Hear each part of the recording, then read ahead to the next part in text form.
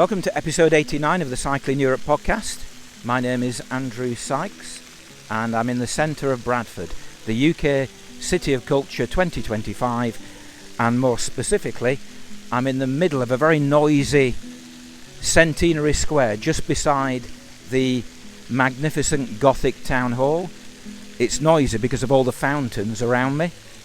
I caught the train this morning from Halifax to avoid the hill mainly, between Halifax and Bradford, and my plan is to head up into the Dales, only for a couple of days, making the most of the nice weather we've got at the moment in the middle of April. I'll be camping near Appletreewick, so in a few minutes I'm going to be setting off to find the Leeds-Liverpool canal to Skipton and then continue slightly further north to Appletreewick.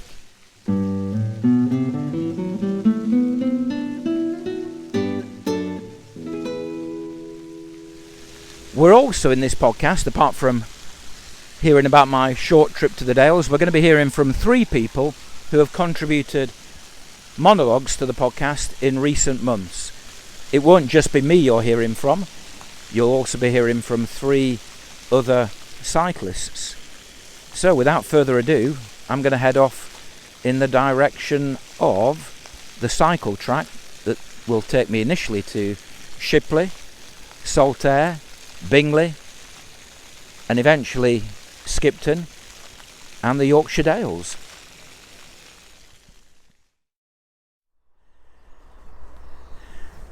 Just north of Bradford, continuing to head north. First time visitors to Bradford must be a bit surprised because it's got a reputation as being a run-down, grimy northern city, but actually there's a lot going for it. I mentioned the Gothic architecture of the town hall. There are quite a few buildings in the city centre which are just magnificent. The standout example is now a branch of Waterstone. There's the old corn exchange, which it could quite easily be found in Florence. It's just a magnificent building. And they've just pedestrianised the entire city centre, so there are no cars to contend with. And from the perspective of a cyclist, it's a great place to start a visit to the Yorkshire Dales because there's a segregated off-road cycle route all the way from the city centre, which takes you to Shipley, stop off at Saltaire if you want for Salts Mill, and then it joins the canal, which is what I'm going to be doing in a few minutes. But apart from the train station in Bradford, which is a run-down hellhole, certainly the interchanges, the other one is a little bit better at Foster Square. It's got a lot going for it, and as a starting point for heading north into the Dales, well, yes, you can get the train further north to Skipton, but the cycle from Bradford to Skipton is well worth considering, and it's what I'm about to do.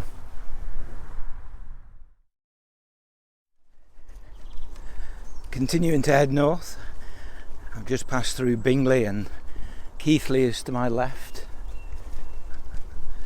In Bingley, the canal, it goes up quite a bit.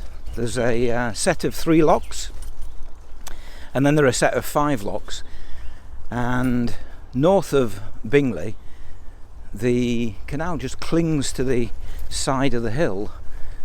I can't imagine, well, perhaps I can imagine why. Perhaps there was too much stuff in the bottom of the valley, or perhaps it just made life more convenient further north en route to Liverpool if it maintained this level. Who knows? I'm a fan of canal engineering, especially after having cycled along all those canals in France in 2022 on the Grand Tour. But they're fantastic places to cycle. Loads and loads of cyclists and walkers and runners today, with it being such a beautiful day. And it's amazing how many people live right next to the canal on the side of the hill, ranging from council estates to really quite substantial, very luxurious homes. But with the canal being on the side of the valley, if I look to my left, I get some great views. If you ignore Keighley College, which is a bit of an eyesore. I had a couple of nice encounters with fellow cyclists at Bingley Five Rise Locks at the cafe there, where I had a bacon butter. Well, I say nice, one was a bit kind of he made some sarcastic comment about why I was travelling with a tent and panniers, mocking me. "Are you going to the moon?" he said. Well, of course I'm not going to the moon. But the other chap was a lot more friendly, asking me where I was going, wishing me good luck. Seemed very, very chatty. So he was a nice chap to meet.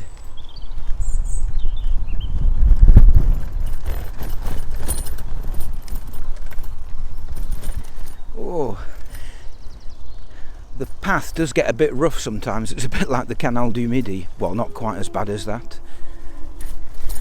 Now, talking of encounters with cyclists, I think it's time for the first of the 3 monologues.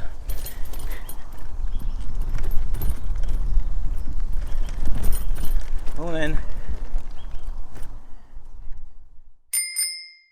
Hello, my name is Justin Shiels. I'm 65 years of age and I'm lucky enough to live in the fabulous town of Kendal with my wife, Chris, in the south of the Lake District. Previously, we lived most of our working lives in the city of York, and then I was brought up in the city of Bristol. My cycling has spanned 50 odd years, and I've been through various stages, the carbon, lycra, speed, etc. Now for me, cycling is very much about the journey. I think it's a fantastic means of travelling through a country.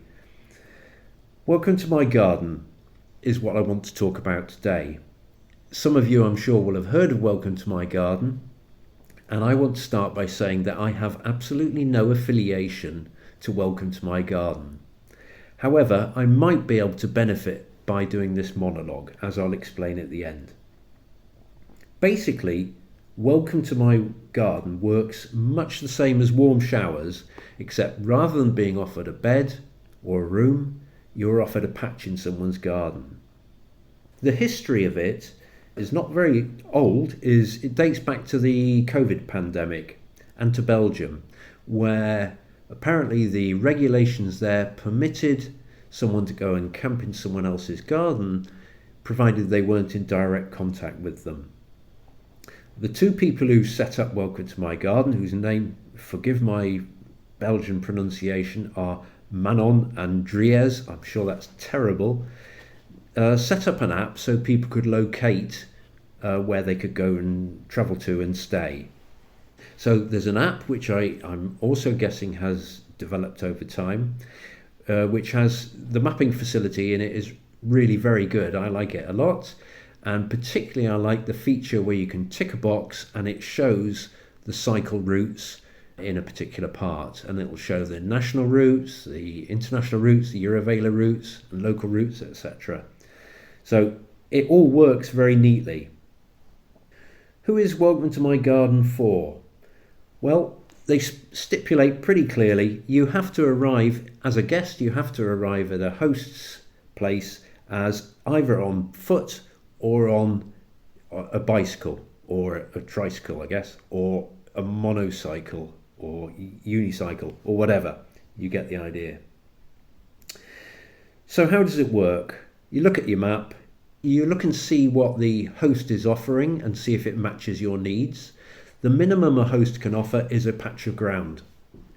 They can also offer electricity, water, showers, toilets, any number of things. They might even offer a room. They might offer tea. They might offer anything. It's very much up to the individual, which brings me on to really what I like about Welcome to My Garden. And I like it both as a host and as a guest. As a host, it gives me total control over the situation. I can just point someone at the garden and say, there you are, you camp there, Kendal Town Centre is down the road 500 metres, enjoy your stay. What actually happens in reality is people come, they stay, they have a shower, they use for the facilities we offer. We have a part of the house which we can section off so they can use the toilet and things like that.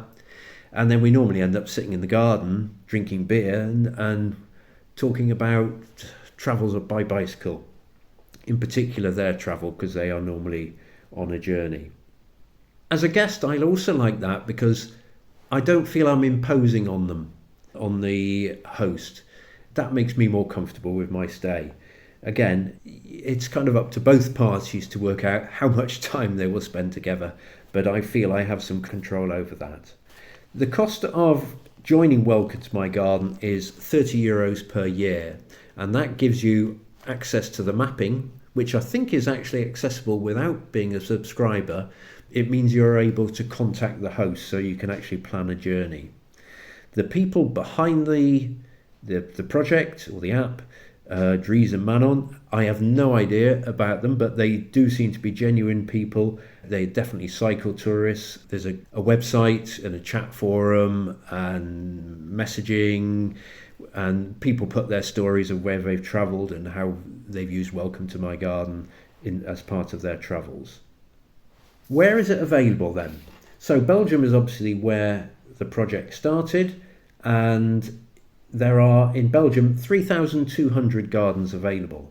Now I think Belgium's not a particularly large country, so that is an extremely high density, which must mean that for Belgian cyclists they have lots of choice about where they can stay. Just some other random figures I took from the website, from the app. Netherlands 91, France 800, that's pretty good. And in Europe in total there are 4,600. Further afield, USA 150, and just some others I quickly noted down that were other places. Place like Australia there are some, but there's Vietnam, India, and then this one really did catch my eye, Somalia. I wonder what that would be like, staying in someone's garden in Somalia. I'm sure it'd be a fantastic experience for all sorts of reasons. So I think that outlines what Welcome to My Garden is all about. I hope it has. So I'll come back to where I started, which is why am I doing this monologue. In the UK and Ireland, there are only 150 gardens available, which personally, considering the population, I think is a bit thin on the ground. And I'm hoping that this is something that will grow.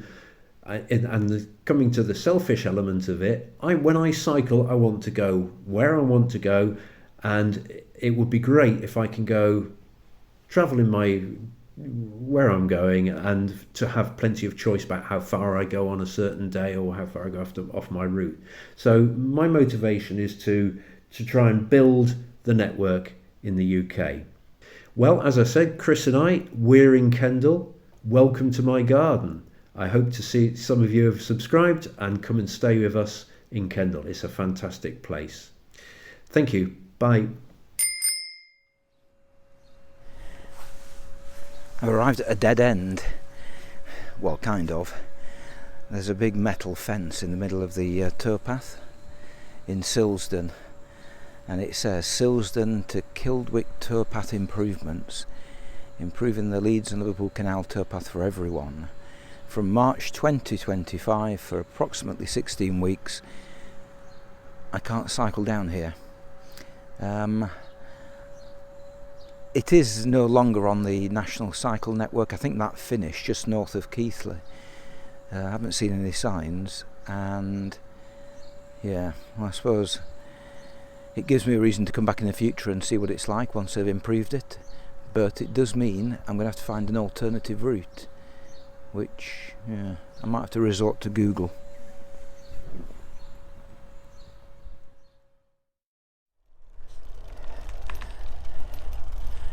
Back on the towpath.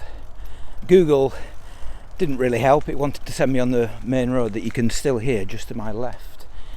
So instead I went over the canal, along the old Skipton road, through quite a steep housing estate that brought me back onto the Skipton road, and a very pleasant ride back down to the canal at the point where they're no longer doing the improvements. and it's about 4 miles up until I get to Skipton. And again, it's just a beautiful, beautiful location. Although the road you can hear to my left is a bit annoying, to my right it's just a gently inclined hill full of sheep, some beautiful houses. This is where the affluent of West Yorkshire probably come and hide away at the weekends. Gorgeous.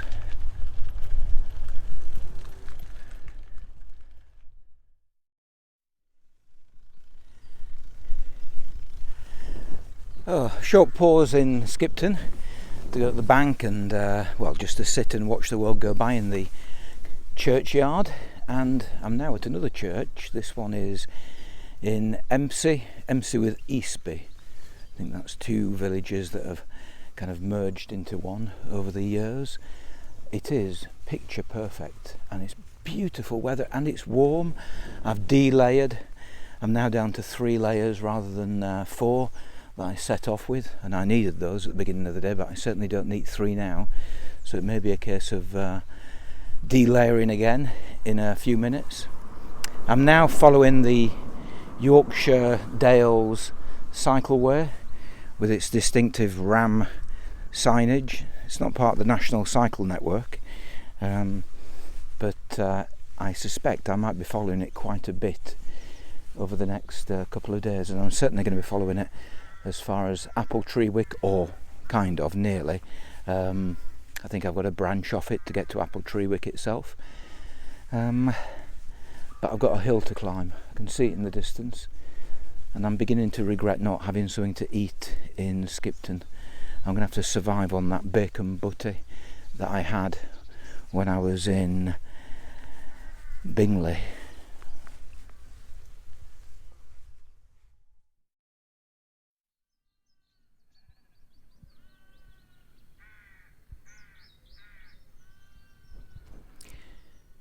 Saturday morning, 7 a.m, Mason's campsite, Appletreewick. It's very cold. I suppose that's what comes with going camping in the middle of April, even if it is very, very warm during the middle of the day, which it certainly was yesterday. It was a steep climb out of Empsey, more than I expected.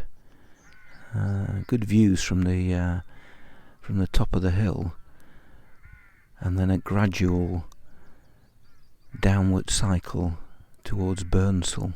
I've done it before, but clearly I've completely forgotten what it's like to cycle up from Empsey and then down into Burnsall. Burnsall is in quite a spectacular setting, and there were hundreds of people in the fields next to the river yesterday afternoon, making the most of the sun.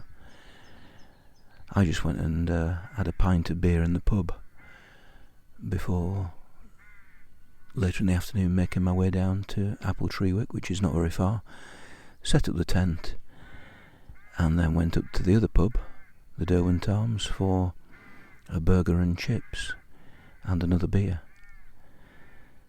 I really am unsure as to what I'm going to do I'm not going to cycle, but I'm really unsure as to what I'm going to do today. And the plan for tomorrow, as it stands, is to cycle back to Skipton for the parkrun. I've been doing the parkrun now since, autumn of last year, and I thought, this is an opportunity of doing a parkrun elsewhere other than the one in Greenhead Park in Huddersfield. But whether I can get back to Skipton in time, I would need to be there about 8:30. And it took me a good hour and a half to get to Appletreewick from Skipton yesterday. So I have to think carefully. That hill in the opposite direction is no mean feat. I might have to find an alternative route but that's still the plan for tomorrow. So while I continue to think about what I'm going to do today, I think it's time for the second monologue. Hello, my name's Neal Porter, and I'd like to tell you a bit about a cycle ride I completed in July 2024 around the coast of mainland Britain. I'm 66 and I retired in 2018 and live in Selby, North Yorkshire. I had always had it in my mind that once I'd retired I would walk around the mainland coast of Britain. But I played rugby for many years and suffered injuries to my knees which were now showing significant wear and tear, so much so that my knees would not get me round. I decided that I would cycle around the coast instead. When I did retire, I quickly got distracted with heavy-duty outdoor volunteering, both with North Yorkshire Moors and with Fix the Fells over in the Lake District. It was in fact COVID lockdowns that gave me the time to think seriously about the ride and then to plan it. Life in retirement was busy with 2 dogs, grandchildren and my volunteering. I didn't feel that I could just clear off on my own for 3 to 4 months. So I decided that I would do the ride in stages, each of between 400 to 600 miles, over 12 to 13 days of cycling at a time. I reckoned that the total distance would be between 4,000 and 5,000 miles, so that 8 to 10 mini adventures of around 500 miles each would get me round. We've got a camper van so that Sue, my wife, would be able to come along with the dogs, and whilst I cycled each day, she would explore the area and have her own non-cycling adventure. When Sue could not come with me, then I'd camp. I would start the ride at the north end of the Humber Bridge and turn south so as to be able to finish the ride down the Yorkshire coast, and also on the basis that the east and south coasts would be relatively less hilly, which would ease me into the hillier stages that were likely to come. As far as I'm aware, there's no official route for cycling around the mainland coast of Britain, so I set myself 4 basic rules for planning the route. 1, to try and cycle as close to the coast as possible. 2, to keep off main roads as much as possible. 3, to use the National Cycle Network as much as possible.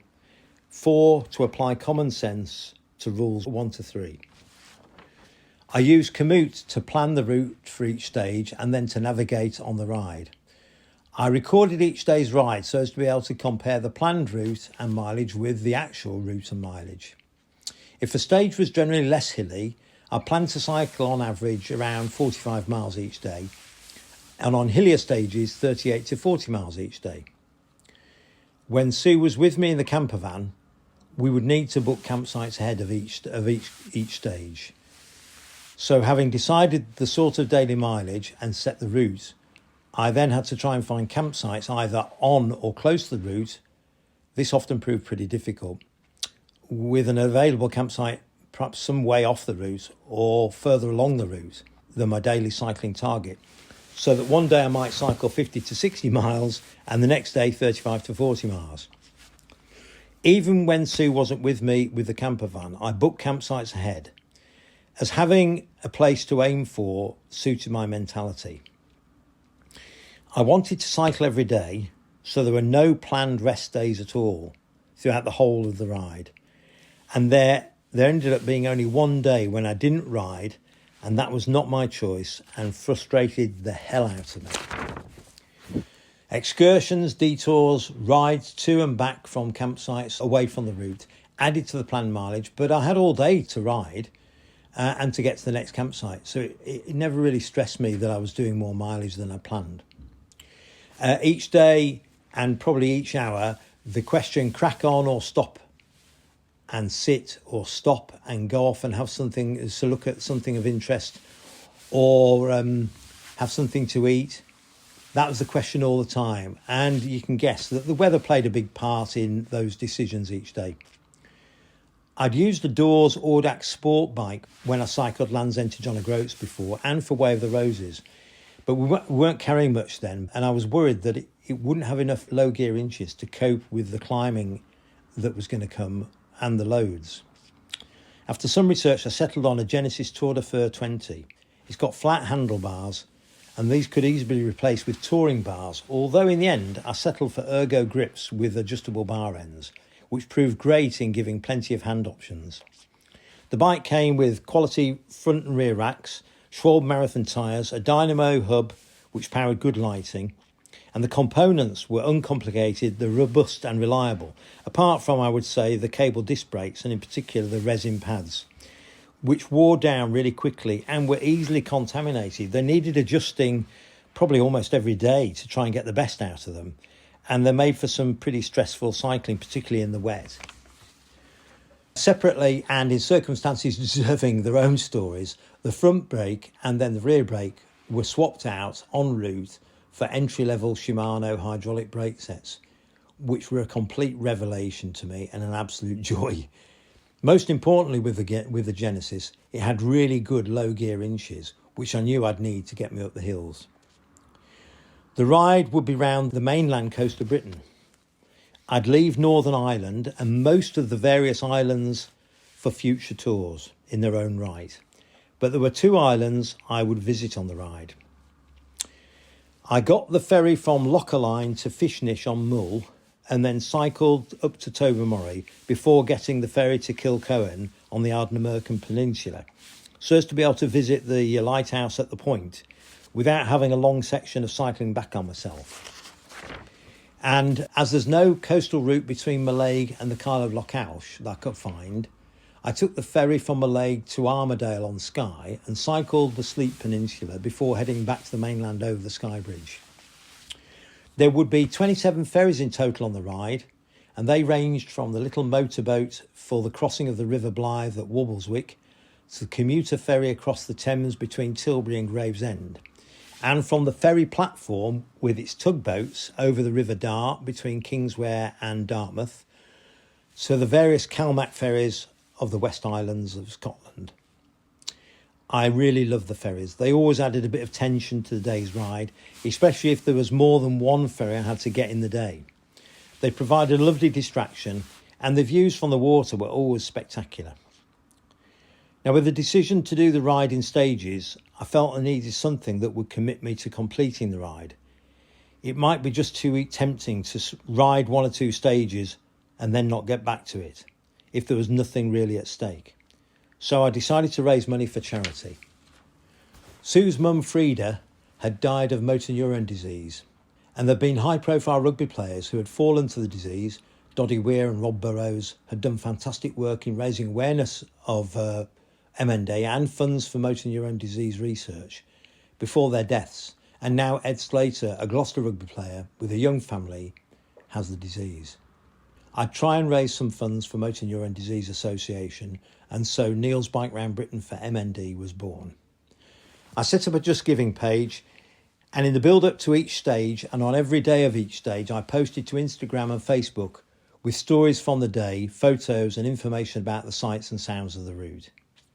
There was a fantastic response to the postings, with donations over each stage flooding in, and which really blew me away and really encouraged me. I was so grateful for all those that followed the ride online and all the good news messages and all the encouragement. They really helped to keep me going. Now, I needed a name for my bike. I decided to call her Gertie. This was, in fact, the made-up name that I called Sue's mum, as I could never really call her mum or by her first proper name, Frida. So, at the beginning of September 2021, Gertie and me set off across the Humber Bridge. Stage 1 in September 2021 turned out to be 640 miles in 14 days from the Humber Bridge to Worthing, West Sussex, with a lot of promenade and seawall riding. It was a great introduction to the ride. In April 2022, Stage 2 was 490 miles in 12 days of riding from Worthing to Newquay, and which saw me round the corner at Land's End with plenty of hills in the Cornish section. In July that year, Stage 3 was 500 miles in 12 days from Newquay to Newport in Pembrokeshire. The south and west of Wales and the coastline is great, and I loved the interspersing between industry and coast. It was lovely. Stage 4 in September the same year was 600 miles in 13 days of riding from Newport to Gretna. So I got into Scotland on that stage. I loved the Cumbrian coast and also the coast up from Liverpool. I planned to complete the ride in 2023, but this didn't work out. As in March 2023, I had my first knee replacement.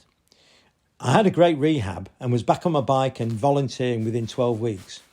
And I planned to get back to the ride in July, only then to fall to a massive attack of cellulitis in the calf and foot of the same leg as the knee replacement. This put me in hospital for over 2 weeks and then 4 weeks on crutches at home. Now, I was determined to get back to the ride and to cycle at least one stage in 2023. And I made plans to get back to it in the middle of September. So travelled back to Gretna to ride stage 5, which will be 450 miles in 12 days of riding, to Oban. And in what turned out to be the worst weather of the whole ride. I rode into Oban on the last day of that stage in the teeth of Storm Agnes with heavy rain, very strong gusting winds, and exhausted. Stage 5 was, to say the least, very character building. But despite the weather, the scenery and landscapes were absolutely lovely, fantastic, and they were a real warm-up act for what was to come in stage 6. In April 2024, stage 6 saw me cycling 445 miles in 12 days from Oban to Scowry, which is just 30 miles short of Durness in the northwest corner of the Highlands. This was by far the hardest stage of the ride, with climbing of nearly 31,000 feet in 12 days. It was also the most spectacular stage, with every day's ride serving up at least one heart-stopping, jaw-dropping wow moment. And on some days, they just kept coming mile after mile. I was now on the North Coast 500 route, sharing roads with the inevitable troops of motorcycles and motorhomes. But nothing could dim my spirit as I cycled through these incredible, spectacular landscapes. It really was gobsmacking. Before cycling stage 6, I decided that I would ride the last 1,000 miles from Scowry back to the Humber Bridge in one last stage. So in mid-June, I headed back to Scowry. I planned to get the ferry across the Durness Sound to cycle out to and back from the lighthouse on Cape Wrath, along the road that had been constructed in the 1700s when the lighthouse was built. It was really my bad luck that Scottish Highland Highways had decided at that time to carry out much needed repairs to the single track Cape Wrath Road, and that the ferryman earned more operating the JCB on the Cape Wrath Road repairs than he did on the ferry. So there was no ferry, and that was my one and only enforced rest day. Stage 7, the last 1,000 miles, turned out to be the last 1,120 miles in 26 days, riding from Scowry back to the Humber Bridge. I was camping for most of this last stage and absolutely loved it. I really loved that I was self-contained, that I had everything I needed. I'd pop into a shop to get some lunch stuff. I'd pop into a shop to get something for tea. It was all very, very stressless and really enjoyable. I really enjoyed the daily routines of packing up and pitching the tents and getting meals and sorting myself out. There was only me to please. I had long conversations with myself, but it was great. I loved it. And the Scottish east coast of Scotland was brilliant, with all its little coastal villages and harbours. I think I visited most of them. Before I knew it, though, I'd left Scotland behind and was back in England and riding down the beautiful Northumberland coast. And before I knew it, I was back in Yorkshire. I really didn't want this ride to end. Being on the bike for just short of a month was brilliant and an absolute joy, and I think I just found my happy place. Now, whilst I enjoyed the cycling on my own, I did ride one day from Scarborough to Bridlington with my friend Mark.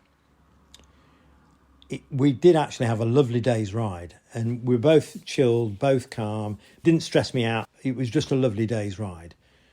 Nice chats and nice sitting and chewing the cud. And I was also so pleased to fulfil a promise I'd made to Mark's late wife, Margot, that he could come with me on the ride. I fell in love with Yorkshire's coast all over again, but that love diminished somewhat on the last 2 days of the ride with day-long bursts of heavy rain that spoiled my planned ride to Spurred Point and also saw me finishing the ride at the Humber Bridge in torrential rain, which annoyingly started with only a couple of miles left to ride. Just sod's law, isn't it? I reckon that cycling the ride in stages made sure that it never became a chore. So I was really pleased about that. I really loved every day on the bike. Whatever the weather and whatever came my way, the challenge each day simply added to the experience. I loved not knowing what was round the next bend and at the same time knowing where I was heading to each day. I think I found the right balance between achieving the miles each day to keep the ride moving forward and at the same time making sure I stopped to take it all in, have an ice cream, have a beer or a chat, taking unplanned detours and excursions to explore away from the planned route and to capture and enjoy all those wow moments along the way. The overall mileage for the ride was around 4,200 miles, 6,800 kilometres, with 182,300 feet of climbing. That's 55,500 metres, I think, in 101 days of cycling, and raising so far £13,000 for Motor Neurone Disease Association. Each stage was so different, other than, of course, having the sea on the left-hand side. Each stage tested me, both physically and also mentally. Riding alone is lovely, with only myself to please, but it can be lonely unless you make yourself stop and chat to folk.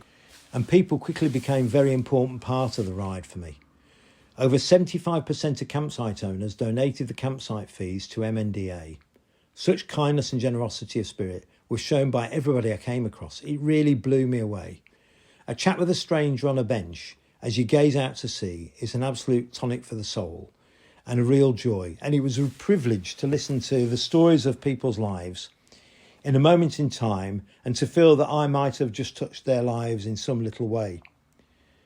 I was really humbled every day of the ride by donations from family, friends, strangers and fellow cyclists.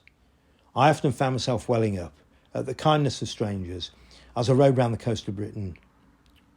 It was an absolute fantastic adventure. There's so much more to tell about each stage of the ride, the highs and the lows, the great achievements and the experiences, and perhaps they're for another time. You can get into the daily posts, stories and photographs for the whole ride on Facebook and Instagram at Neal's, Neals, Neal's Bike Round Britain. And if you'd like to donate to MNDA, the Just Giving page is still up and running, Neal's Bike Round Britain. Thanks very much for listening.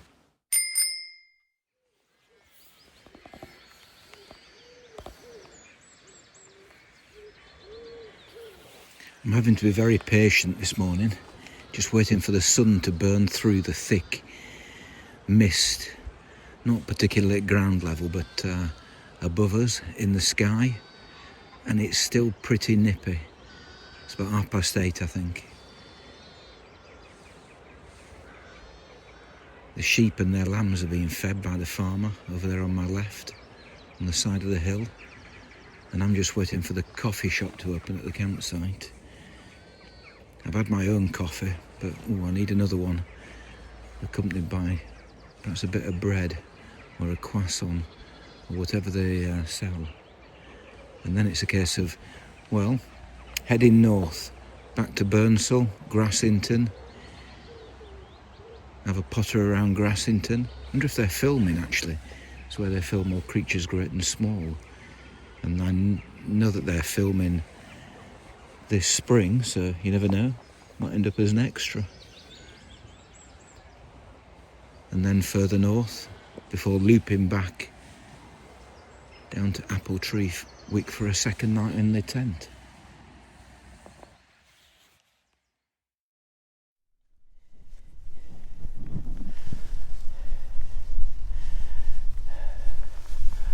The sun finally did burst through, although it's still quite hazy. And it's not yet the blue sky that we had yesterday, but it is very, very nice for cycling. Barely any wind, only wind really when you're cycling. I paused in Burnsall for a bacon butter. That seems to be the theme of breakfast for this little mini trip. And then after a a few minutes just looking at the map, headed to Hebden and then Grassington, and I've just left Grassington, continuing to follow the wharf north. At some point I'll turn back and head back to Appletreewick. But it is a fantastic day for cycling. Another pause in Grassington to go to the hardware shop. There's an amazing hardware shop in Grassington, and I was delighted to discover it hasn't been commandeered by a bistro or a James Herriot themed experience. It's still there. I've been there before to buy something obscure. I can't remember what. I think last time it was something to do with gas, because I'd run out of something, and they supplied me, and this morning they supplied me with 3 fantastic clips, in fact 4, but I'm using 3 of them to clip the map to the front of the bike, and they are perfect, absolutely perfect, until that is I hit a bump and one of them drops off, but hopefully that won't happen. So I'm not sure where I'll end up next. Looking at the map, which is now clipped to the front of the bike, somewhere north. Morning. But where that is, I'm not actually sure. In fact, it goes over the side of the map, which is why I can't give you a name. I'll report back later.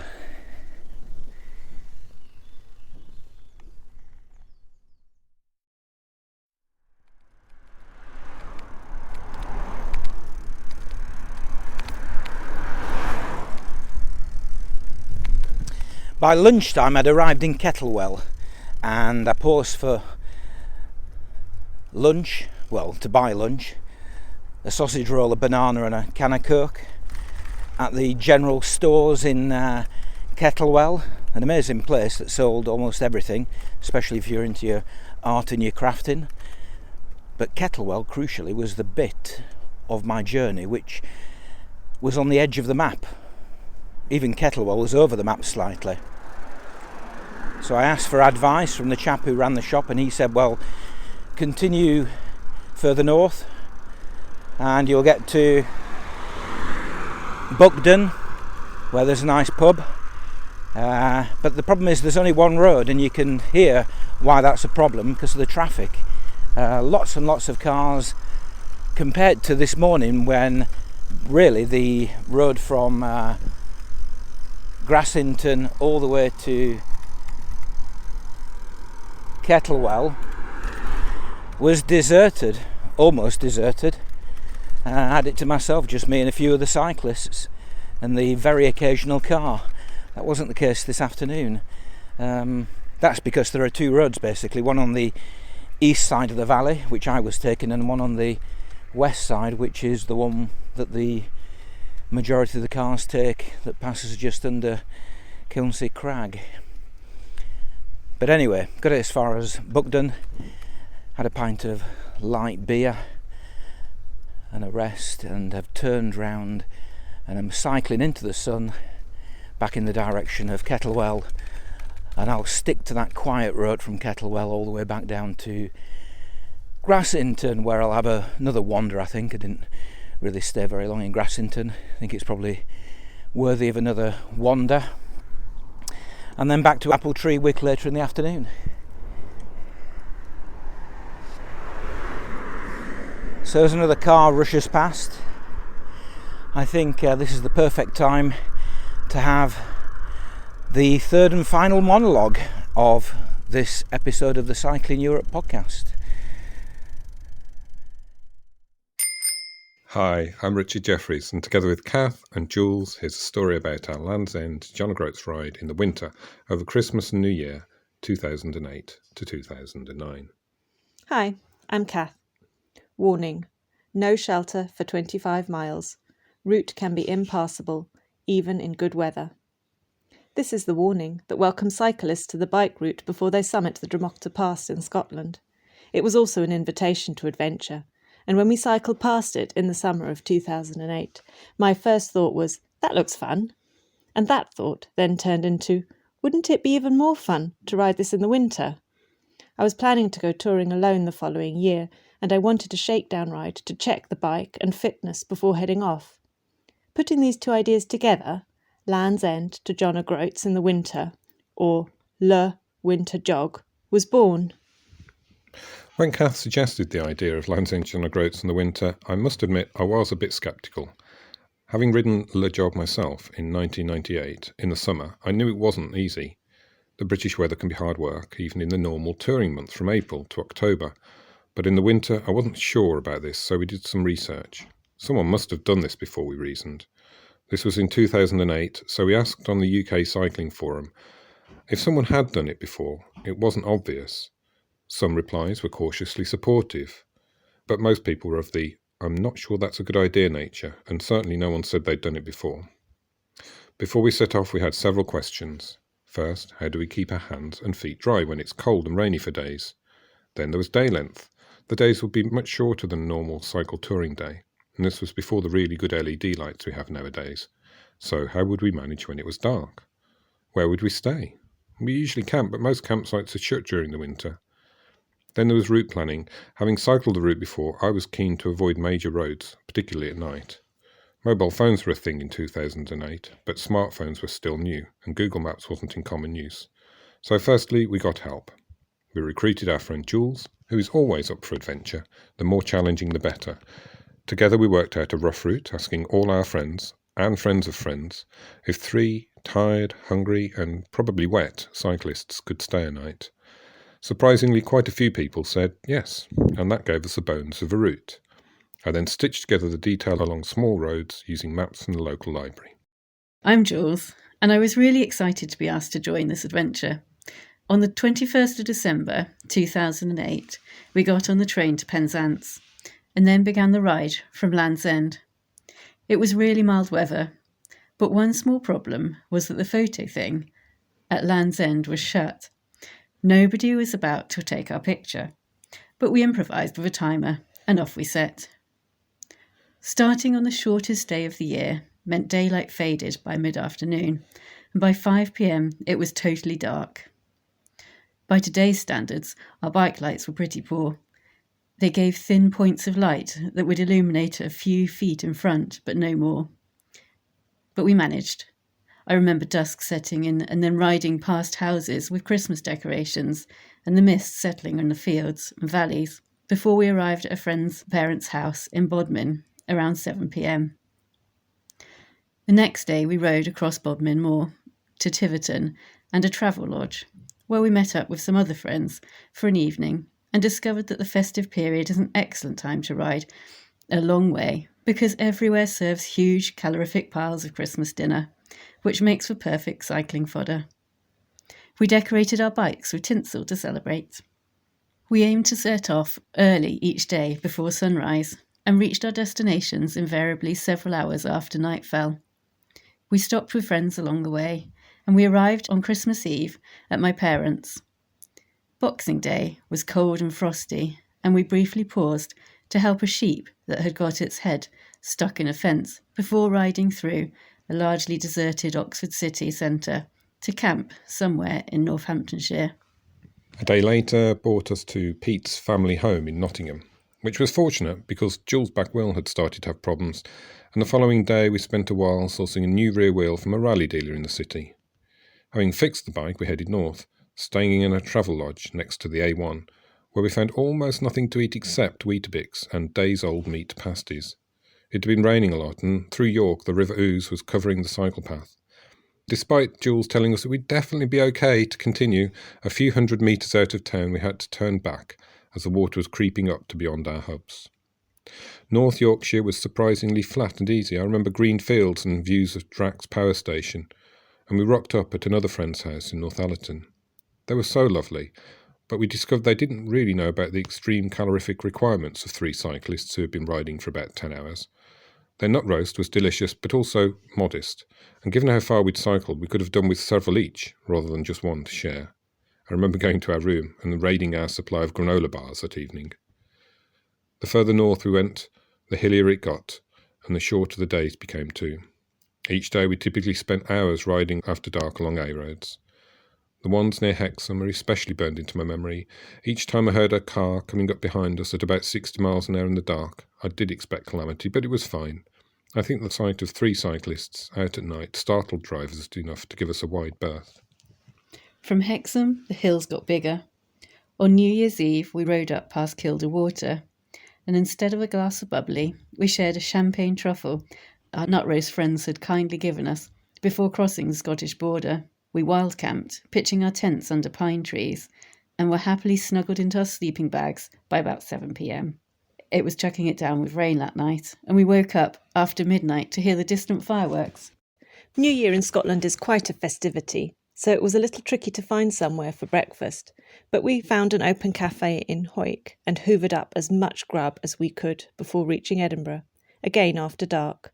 But this time it was easier because we lived there and knew all the bike routes. It was great to be home and able to wash and dry our kit.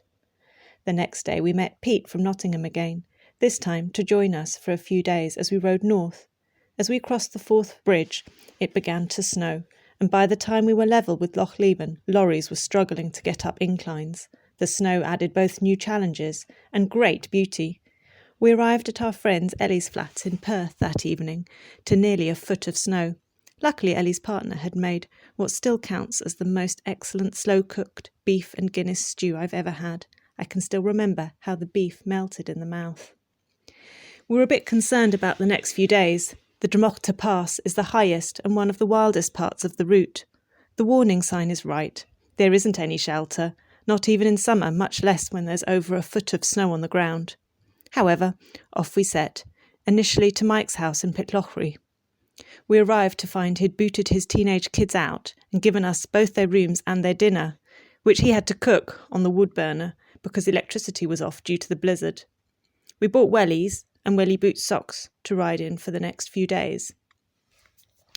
The next day we set off in the deep snow, riding sometimes along a slushy A9 and then onto the cycle track. We found immediately that going was tough. The highways people quite sensibly assumed that nobody would be using the cycle track and hadn't cleared it. So we rode through and occasionally fell into a foot or so of snow. Our bikes were standard touring bikes with mud guards and wide road tyres and rim brakes. Snow began accumulating on the rims and spokes, getting stuck in the brakes and mud guards, making every pedal stroke even harder than it should have been, with a fully laden touring bike uphill over the Dromocta Pass. Pete nobly lent his bike, a mountain bike, to me. We pushed and struggled. It was exceptionally hard. After a couple of hours of this torment, when I thought I'd about had enough, Pete memorably said, in bright, breathless tones, "This is a bit physical, isn't it?" Which was just what we needed to spur us on. Eventually, late in the day, we made it over the summit, staying that night in Aviemore Youth Hostel. All the gritty, snowy braking had taken its toll, though, and this time it was my rear wheel that developed an ominous wobble, and on closer inspection I found that this was because the slush had ground away at my rim, wearing it thin enough to bend. Luckily, we found a bike shop in Aviemore that could replace my whole rear wheel, though I cut out the hub to rebuild for another day and still have it somewhere. The next day was bright, but very cold. Large sheets of meltwater formed over the bike path, making riding very treacherous. Falling off happened a lot, although Jules managed to avoid it more than me and Cath. That night, we reached Inverness after dark, rode across the bridge to the Black Isle, and took a 5-mile diversion to stay at a holiday home owned by some work friends, arriving in sub-zero temperatures. It was no longer snowy, just very cold. Our final couple of days were just as memorable. We wild camped one Baltic night near Helmsdale, and I logged a half-a-dead tree up from a nearby ditch to make a warm fire, but it was too cold and wet to get it started. It was so cold that our water bottles on the floor had started to freeze, and as Rich got up from the sleeping mat he was sitting on, he realised he'd left a backside-shaped outline behind on the mat. The rest of the mat was covered in frost. The final day was a little milder, and we finally reached John O'Groats, surprisingly before dark fell. Again, nobody was around to take a photo, though the ladies in the visitor office were quite surprised at cyclists arriving from Land's End in early January. They said that nobody had arrived later than November, or before February before. Can't think why. As we look back on the ride now, which was 16 years ago today, we enjoy remembering it together. cycling through floods, over mountains, and across the ice, meeting old friends and making new friends, and being together with friends. We felt proud showing our children the pictures and sometimes tell them stories about it, inspiring them to take on their own adventures. It was as hard as it was amazing. As Pete said, it was a bit physical. Saturday morning, out of breath, having done what I didn't plan on doing. Nothing to do with the park run, that's still to come. I did plan on actually taking a flat route back to Skipton, but in the end I thought, nah, I've just got to get back there as quickly as possible. So I was up at 6:15, tent packed, off the campsite by 7 a.m, and basically I got an hour and a half to get to the park in Skipton where the park run is. It was freezing. My fingers were frozen several times even before I'd left the campsite. Courtesy of the hand dryer, I managed to warm them up. But that's one advantage of having climbed the hill that I've just climbed, 2 kilometres of it. The blood was pumping around my body and I'm back to feeling nice and warm. I just hope that in the downhill section between here and Skipton I don't freeze again. The sun is out, it's a beautiful blue sky, nothing like yesterday, no cloud to speak of, in fact no cloud, just a bit of haze in the distance. It is beautiful, absolutely beautiful. I wish I could stand here for half an hour and just gaze at it. But one, I don't want to freeze, so I need to keep moving, and secondly, I need to get to Skipton in the next 45 minutes, get changed, ready for that run at 9 o'clock around the park in Skipton, if I can find it. There's a question.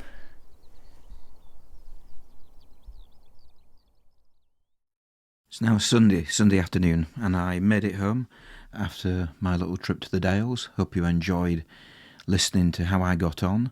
I did make it to the park run in Skipton, and it was a bit of a hilly course.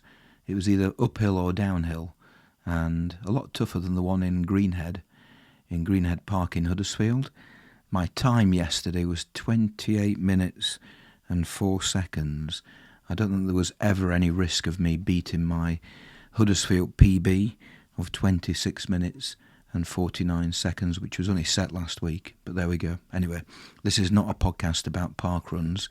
This is a podcast about cycling. Just one last thing about the park run, and that's that I had a really interesting chat with a chap called James Dean. He'd seen some of my posts on Facebook while I was up in the Dales, and because he lives in Skipton, he said, I might bump into you tomorrow. I did bump into him at the park run. We had a good chat, and he was extolling the virtues of going cycling on Mallorca. So I'll put it on the list of things or places to visit. Thank you to all the people who have contributed the monologues. Thank you to Justin Shiels. You can visit the Welcome to My Garden website if you go to welcometomygarden.org. Thank you to Neal Porter. And if you'd like to donate to Neal's chosen charity, which is the MND Association, you can find Neal's page on Just Giving if you search for Neal's Bike Round Britain. Not around Britain, but round Britain. And you can also find him on Instagram. Again, his handle is Neal's Bike Round Britain. Not around Britain, but round Britain. And thank you to Richard, Cath and Jules for telling their story of going cycling in winter. I can kind of sympathise because it did get pretty chilly in the evening and the early mornings when I was in the Dales in the last few days. So, this has been episode 89 of the Cycling Europe podcast. Hopefully you found it interesting, informative, perhaps even inspiring, listening to the tales, certainly of Neal and Richard and Cath. So thank you to all the contributors. If you'd like to get in contact, then you can do so by visiting cyclingeurope.org/contact. And if you'd like to help support the podcast, You can find all the details at cyclingeurope.org/support. So thank you for listening. I'll be back with episode 90 at some point soon, hopefully soon. Don't know when. But thank you for listening, and as always, happy cycling.